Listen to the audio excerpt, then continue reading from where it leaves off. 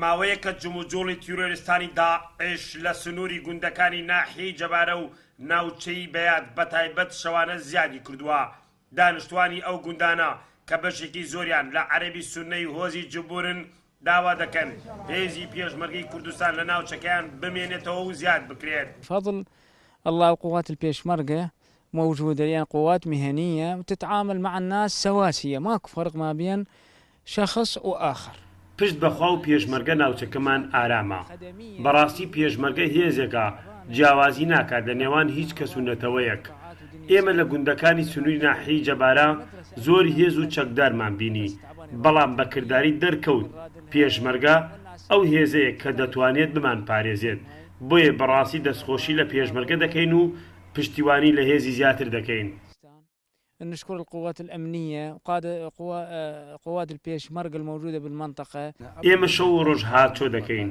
کوڕەکانمان بوونەتە پێشمەرگە، چونکە نزیکەی 15 ساڵە لێرە پێشمەرگە دەمان پارێزێت. ڕاستە داعش جموجۆڵەکانی زیاد کردووە، بەڵام داوای هێزی زیاتری پێشمەرگە دەکەین. بەڕێوەبەری ناحیەی جەبارە لە سنووری پارێزگای دیالە ڕای دەگەێنێتکەوە لە دوای ساڵی 2023ەوە هێزی پێشمەرگە سنوورەکەیان دەپارێزێت و سەرجەم پێکاتەکان بێجیاوازی ژیان بەسەر دەبن.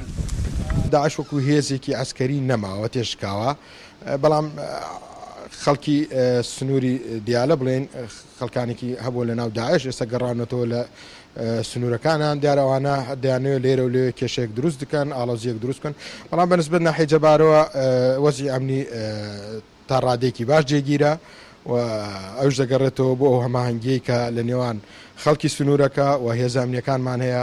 سنووری گوندەکانی ناحیەی جەبارە و ناوچەی بەیاد ناوچەیەکی فراوانە، هەر بۆیە داعش سوود لە فراوانی ناوچەکە و چۆڵی گوندەکانی ژێر دەستی حشدی شەعبی دەبینێت و زۆر جارکردەوەی تیرۆریستی لەو ڕێگایەوە ئەنجام دەدات.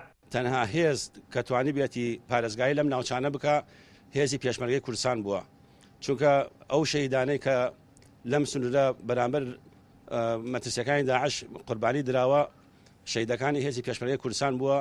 ئەم ناوچەیە لەبەرەوەی عەرەبی سوننە مەزهەبن لە سەرەتا پێشوازیان لە هێزەکانی داعش کرد، بەڵام ئەو هەڵسوکەوتە ڕێکوپێکەی کە لایەنە سیاسەکان لایەنە ئەمنیەکان لە ڕووی ئیداریەوە لە ڕووی ئەمنیەوە هێزی پێشمەرگە توانیان ئەو بۆشایە سیاسەکە لە ناوچەکە هەبوو پڕی بکەنەوە، بۆیە هێزەکانی داعش نەیانتوانێت ئەو مەترسیانە لەی سنوورە دروست بکەن.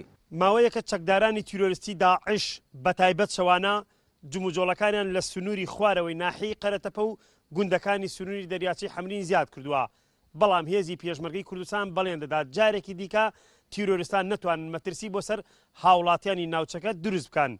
حەیدەر ئەحمەد کەناڵی گەلی کوردستان، گوندەکانی سنووری دەریاچی حەمرین.